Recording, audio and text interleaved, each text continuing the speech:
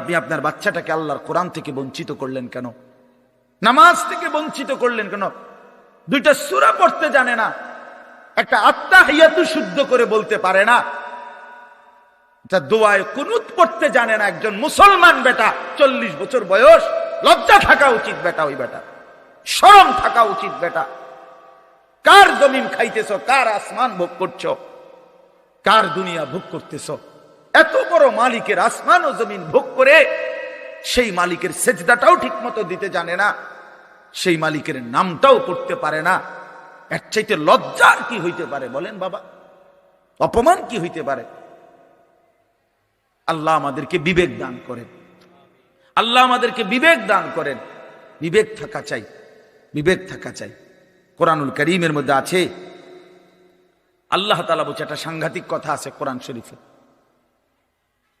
ফাবিআইয়ি হাদিসিন বা'দাহু ইউমিনুন।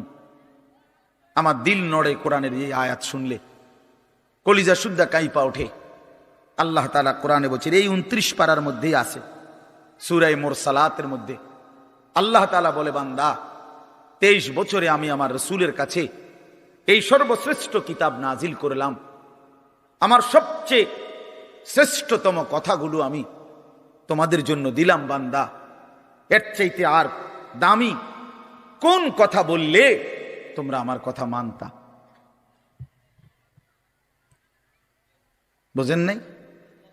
ফাবিআইয়ি হাদিস, ফাবিআইয়ি হাদিস। আল্লাহ বলছে, বান্দা এরপরে আর কি বললে, এর চাইতে দামি কথা আর কোনটা বললে, আর কোন কিতাব নাজিল করিলে, আর কেমনে বললে? ফাবিআইয়ি হাদিসিন বা'দাহু ইউমিনুন। আর কিভাবে বললে বান্দা ঈমান আনতা, বিশ্বাস করতা? আকিমুস সালাহ, আকিমুস সালাহ 80 বারের চাইতে বেশি বলছি আমার কোরআনে, আর কতবার বললে আমারে সেজদা দিতা?